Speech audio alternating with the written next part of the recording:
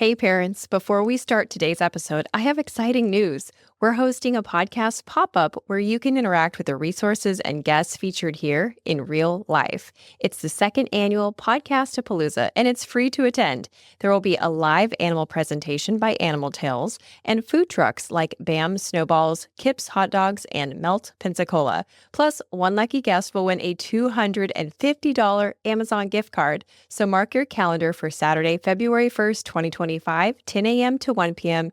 at Booker T. Washington High School. We'll see you there. We want to get in there as early as possible. We want to hit that 0 to 3 where the child's brain is just exploding and they're learning everything. And if they're showing signs of delays and we can start those early intervention services, we can help that child maybe not have an IEP later as they're entering into school.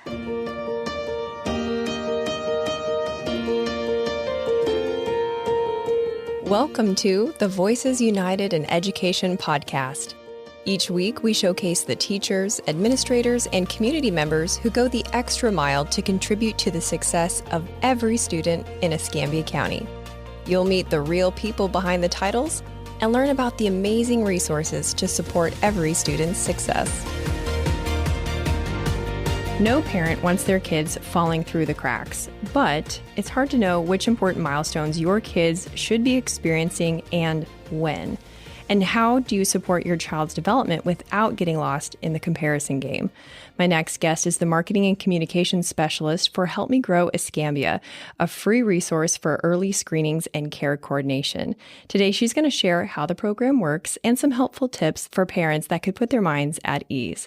Advocate for kids, asset for parents, the community-minded Teresa Zwierzchowski.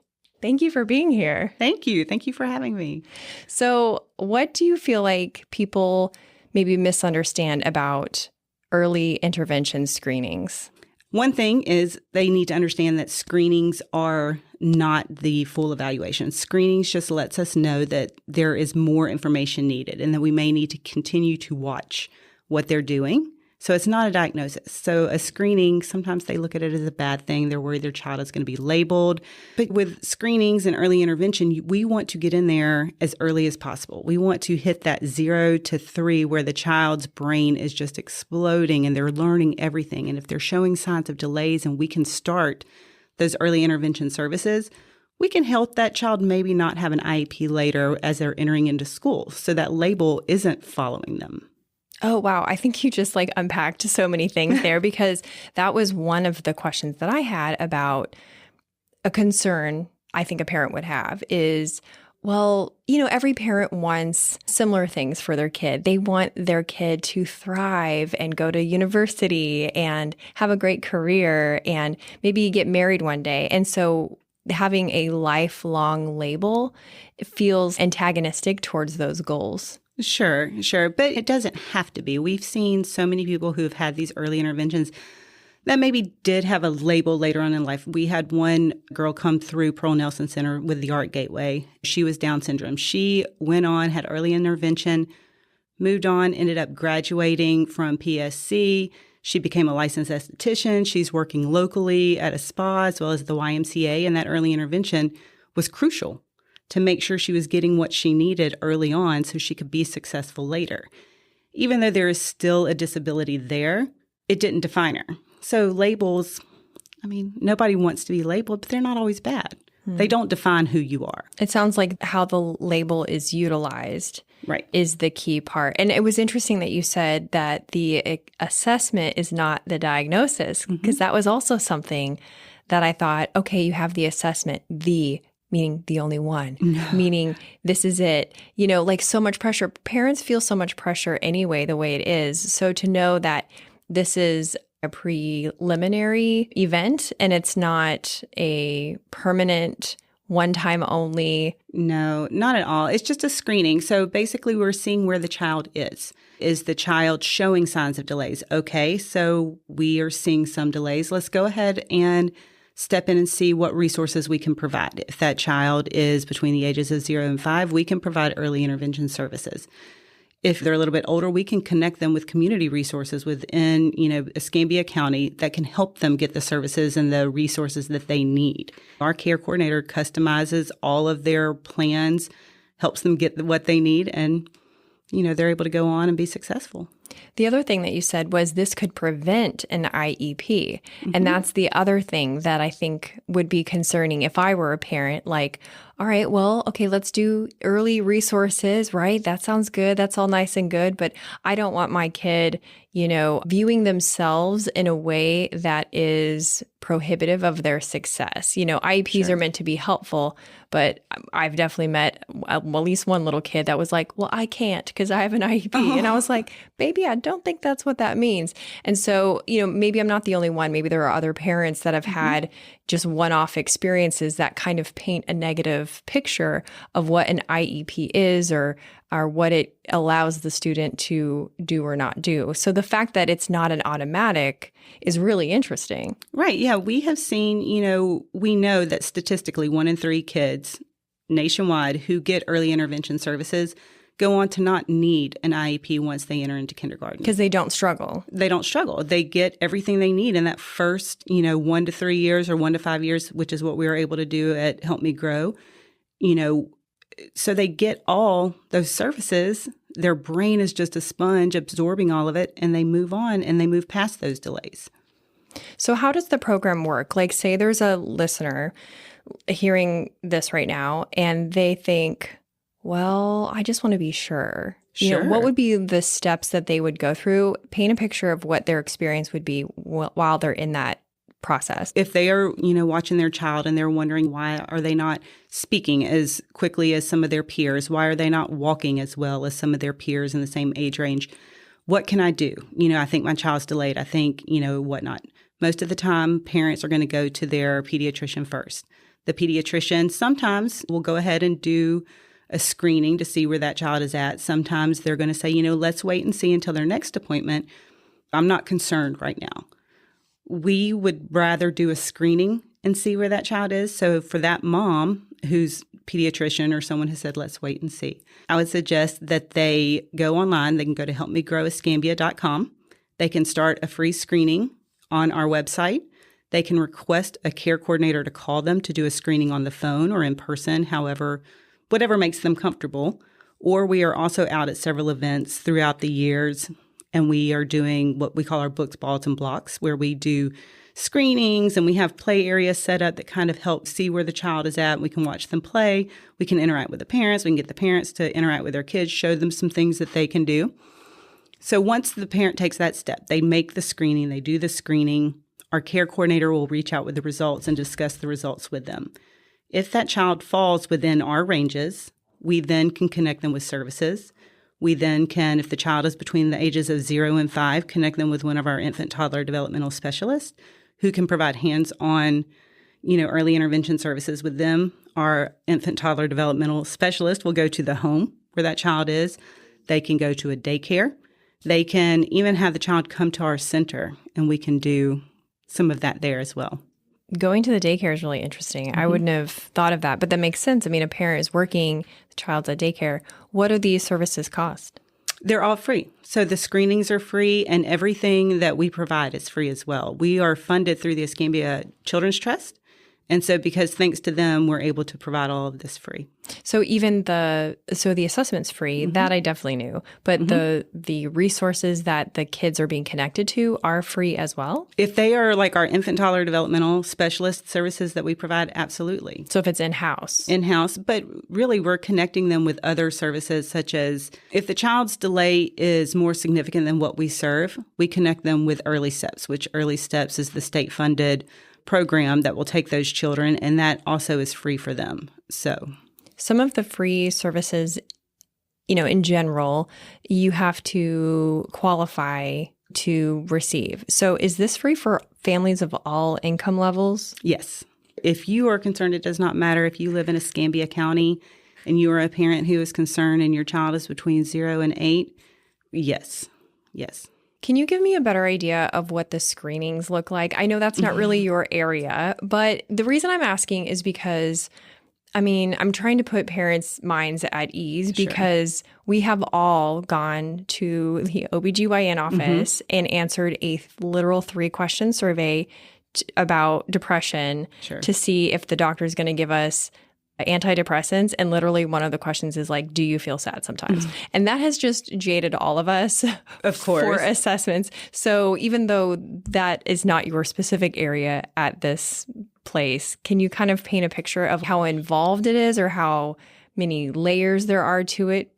Well, I know that the online screenings, they usually take, so there's different ones. We have our ages and stages, social, emotional, that you can take to see kind of where your child is. Each one of those screenings takes up to about 20 minutes. And those are also the screenings that we do in person or over the phone. So your commitment to it is about 20 minutes. After we get those results, if our child comes in and they are getting early intervention with our infant toddler developmental specialist, they may do some additional evaluations with them there.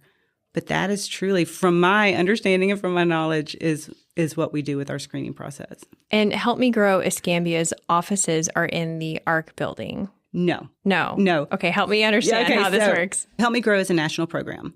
They also have state programs, and each state program has affiliates. Help Me Grow Escambia is an affiliate of Help Me Grow Florida, which is based in Tallahassee. We are funded through the Escambia Children's Trust, but we are a program of the ARC Gateway. We are housed at the Pearl Nelson Center, which is right down the road from the ARC Gateway. We're right there on Fairfield and 10th. So. Okay, that's why I got confused because the buildings are close proximity and... We walk down to admin. Admin walks up to us. We are very close, but I think we have a Fairfield address and they have a 10th address. So it's kind of confusing sometimes. Okay, so another point of clarity for me, and I might get this wrong, so you have full permission to correct me, please. The Pearl Nelson Center Art Gateway, when I see those buildings, I think of adults with more severe intellectual disabilities who are being plugged into various work programs that are appropriate for their developmental levels. Is that like you're working with kids who are on that path? A lot of people do assume that since we are a program of the ARC, that we only serve those with intellectual disabilities. That's just not the case. Pearl Nelson Center does all types of pediatric therapies, pediatric physical therapy, pediatric occupational therapy, pediatric speech therapy. Help Me Grow, we take children who are showing just slight signs of delay. It's not always, the intellectual disabilities that come through us. Those typically will go to early steps. They'll start there and move on from there.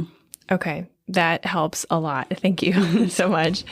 So without early intervention, what problems could a family face that could be prevented with that kind of intervention? One thing that we see is without early intervention, a lot of times the parent or the caretaker just is unsure of what is going on with their child. You may see this child is acting out, misbehaving. The caretaker may not understand that this child just doesn't know how to communicate. So if you don't know how your child needs to communicate, you may look at their behavior, which is they're just frustrated. They're mad because they can't tell you what they want, right? They can't sit there and say, oh, I need this, I need that. Their communication is off. Parent is like, oh, they're just being bad. They're just being bad. No, they're not. They're just having a hard time. They're frustrated. The parent gets frustrated. So it's so much easier to do these screenings and to get the help you need so you know how to better serve the child, right? You can't help the things that you don't know. So if you don't know how to communicate with a child who's having communication issues, it's going to be a constant struggle and a constant frustration. That child could exhibit bad behavior. It could affect them if they are in a daycare. It could affect them if they are going into school where the schools are like, we can't control them. We don't know what is going on. This child is a bad child. We don't know how to handle it, so we're going to have to let them go. Early intervention could probably help that child learn how to communicate better, can help the caretaker, the parent, whoever is, with that child on a daily basis, have the skills and the tools that they need to really serve that child better and to understand them. What are some examples of milestones that parents can look out for in those early years? For 2 months, you want to see that your child is making sounds other than crying and they react to loud noises. At 6 months, your child should know familiar people. They should like to look at themselves in a mirror, laugh a little bit. At a year, they should be putting something in a container, like a block inside of a cup. They should wave bye. They should be calling, a parent mama or dada, or using other special names that the parent would understand. And these are just a few of the things. And if your kid is not reaching those milestones at those ages, it doesn't necessarily mean that there's a delay. It just means, hey, let's just kind of keep an eye on it, right? And if they are really just not showing it, let's go ahead and screen. Well, I'm glad you brought that up because that was my next question is how do you keep yourself from doing that comparison game? Gosh. Because kids are so different. And if you have more than one child, that poor second child gets compared to we firstborn children. And, we do cast a large shadow. Yes. But just even from parent to parent, there's that comparison temptation to look at Susie's kid and go, oh gosh, they're doing X and Y and my kid's not. Oh, 100%. I'm a parent. My child is 18 now, so I've had years of looking and comparing. But when she was younger, she was with a child who was her same age. I mean, they were maybe a month apart. This child was running at 9 months, and my child was still crawling and maybe pulling up. And I kept asking my pediatrician at every well visit, I'm like, she's not walking. Her friend is walking. Why are they not the same? And he's like, listen, let's just wait. Next appointment when she's a year, if she's not walking, we'll do a little bit more. We'll look into it a little bit more. And I know for those next several months, I was panicked. My child's not walking. She's not doing this. Had I known about a program like Help Me Grow, I could have just gone ahead and had her screened. I could have had someone look at her, or someone from Help Me Grow, do the screening, see where we are, and give me a peace of mind. So that's one reason we really push these screenings is, let's not wait. Let's just go ahead and do it. And so she was 9 months at that time. Had there been a delay, had we gotten early intervention services, it may have saved her later on if she was going to have those troubles walking, or if she was having trouble communicating at 9 months. We want to get them 1 to 3 or 0 to 3. That is when that brain is really developing and when we can really make an impact and help that child flourish. So on the other end of the spectrum is, parents are busy and they might not even notice. Maybe the parent doesn't have other people in their lives who also have children. And so there's zero comparison and, you're just kind of living life day to day, doing your thing. How can a parent increase their awareness, I want to say? Maybe the word is also engagement. Just how can they be tuned in a little bit more into what those milestones are and the behaviors that their kid is or isn't exhibiting? Oh, that's a great question. Obviously, they can go to their pediatrician and ask these questions. They can always connect with one of our care coordinators who can kind of walk them through that process on that daily basis, really engaging with your child, really getting down on their level, seeing what they're doing and just watching. And if something looks a little off, go ahead and ask. Go ahead and get in contact with us and let's see, what's going on, if there's anything going on. So just carving out the time is what you're saying? Yep. Spending the time with your child, engaging in activities with them. Coloring is a great one. How are they holding their crayons? Just looking in a mirror and watching their facial reactions. Are they looking at you and mimicking you? There's several things that you can just do with them like that. Just being around them and watching them and seeing, are they interacting with you the way that, maybe you've seen a child on television or at the library do with their parent that's around the same age. Just kind of being observant of the behaviors of the child, I think is a big thing. I could see where that wheel of milestones would also be really helpful because you could take that and like the crayon example I really liked because, that's a way I can spend time with my kid while also kind of checking in and seeing where they're at. Observing where they are. Yep.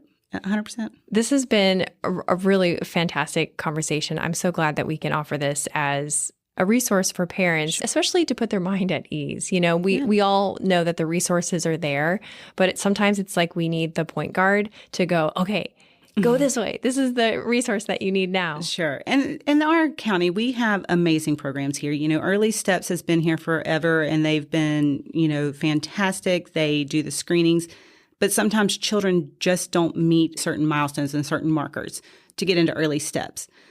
If a child is just below those markers, then what services are there for them? That's where Help Me Grow steps in. We can take those children that don't quite reach those early step markers and we can start providing services to them. We can also provide services to those kids who are with early steps and they're waiting on services. They're on a wait list. We can fill in the gap there. So instead of that child sitting and waiting 2, 3, maybe 4 months, I'm not sure what those wait times are right now.